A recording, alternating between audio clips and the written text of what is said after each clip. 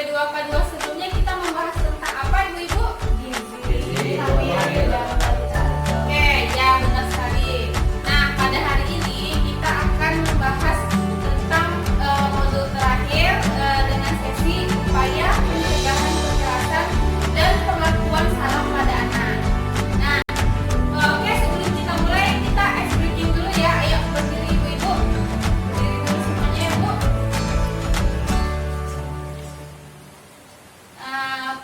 Oke, kita berbaris. Ya, oke. Jadi nanti saya sampaikan, kita pijit orang yang di depan ya. Jadi nanti kalau saya jelaskan hujan rintik-rintik. Nah, tolong nih satu jari, oke? Ya, hujan rintik-rintik. Hujan lebat 10. Hujan batu. Ya. Hujan petir. Hujan salju. Oke, terima kasih. Yuk, duduk Ibu. Sudah relax ya? Sudah relax belum? Oke. Oke, baik. Di sini kita akan menjelaskan tentang anak terlebih dahulu. Nah, berdasarkan Undang-Undang Nomor 23 tahun 2002, yang dimaksud dengan anak adalah anak yang berusia 18 tahun, termaksud anak yang ada di dalam kandungan. Nah, di sini ibu-ibu tahu nggak hak anak apa aja? Kesehatan mungkin Bu. Hak anak untuk mendapatkan kesehatan supaya sehat. Yang lain? Pendidikan. Ya, pendidikan. Oke, ada lagi? Kasih sayang. Kasih sayang, benar. Nah, di sini yang dimaksud dengan hak anak adalah semua kebutuhan dasar anak yang harus kita hormati, yang harus dilindungi dan harus dipenuhi untuk mencapai kesejahteraan dan juga jiwa anak terjamin. Nah, serta dilindungi oleh undang-undang. Nah, gimana nih caranya untuk memenuhi hak anak? Bagaimana caranya? Dipenuhi. Ya, dipenuhi bagaimana? Misalnya anak lapar, ya kan? Itu termasuk hak anak, kita penuhi dengan memberinya makan. Nah, adapun di sini kita akan membagi 4 kelompok hak anak. Yang pertama adalah hak hidup.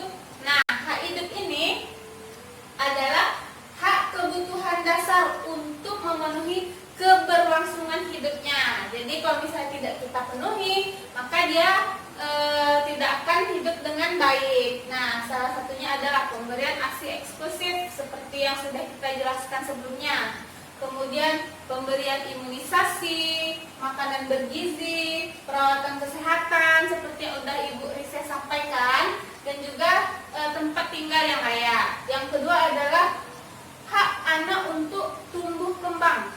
Nah, hak anak untuk tumbuh kembang ini adalah untuk mendapatkan pendidikan. Nah, pendidikan pria, kemudian hak kasih sayang, kemudian hak perhatian, motivasi, termasuk rekreasi, jalan-jalan ya. Kemudian hak perlindungan.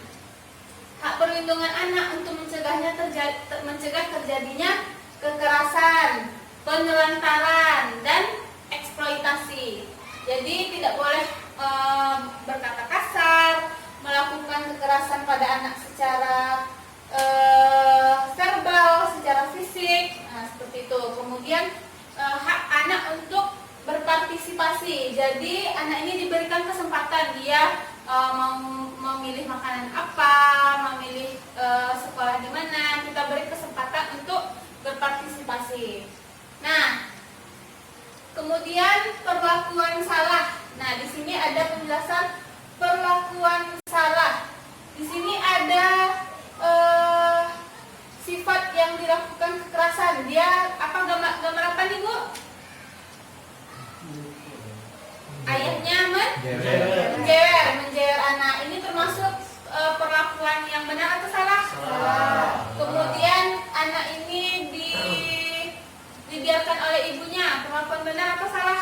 Salah. Salah. Nah, oke, jadi perlakuan salah ini adalah segala bentuk perlakuan yang tidak sepatutnya dilakukan oleh orang-orang yang diberi tanggung jawab, termasuk orang tua dan keluarganya, ya, dan mempunyai kewajiban untuk memelihara, merawat anak yang dapat berpotensi merugikan sementara atau bisa menyebabkan kerugian permanen pada anak, melukai anak, kemudian meninggalkan kecacatan pada tubuh anak, dan juga dapat mengancam jiwa anak.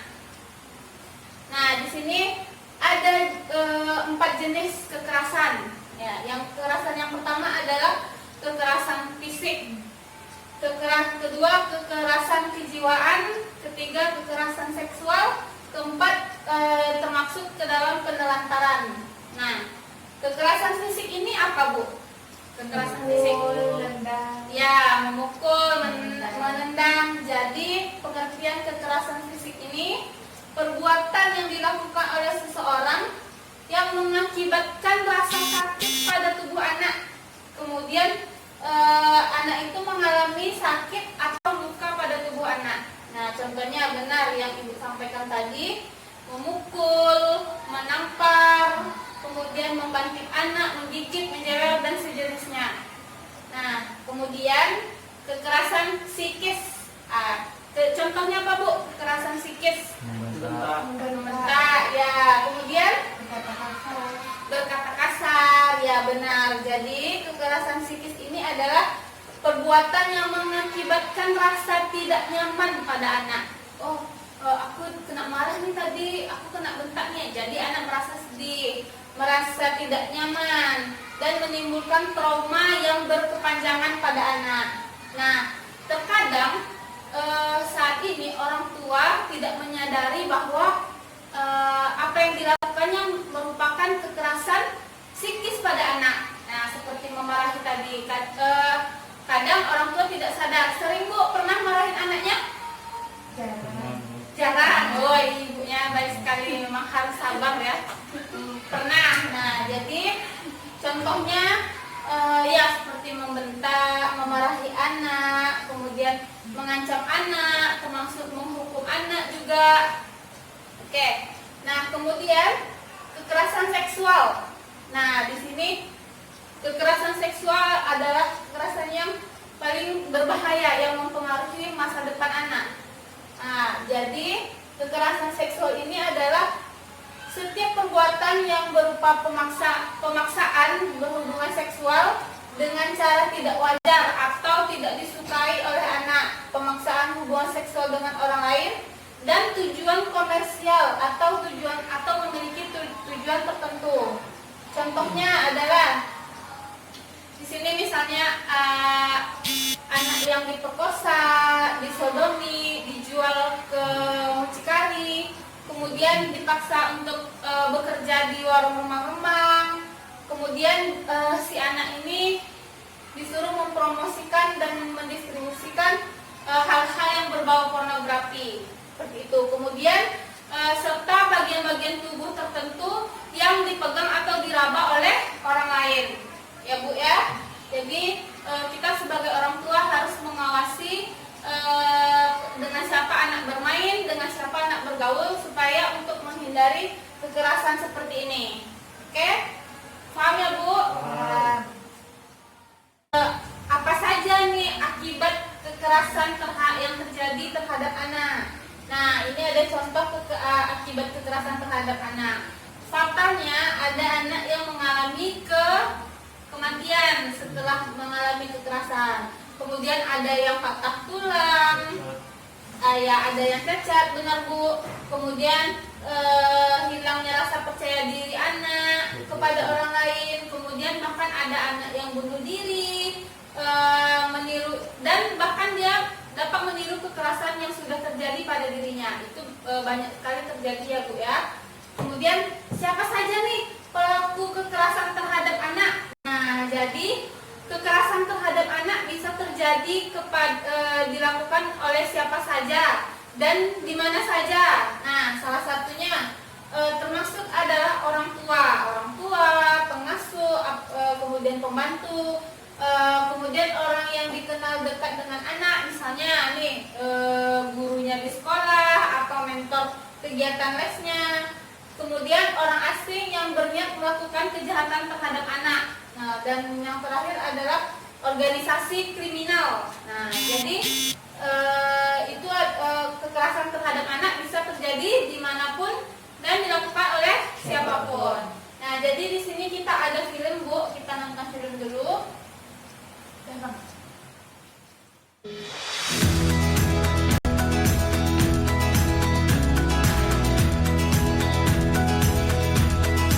Setelah kita menonton film itu tadi, ada nggak di sekitar kita anak-anak istimewa seperti itu, Bu?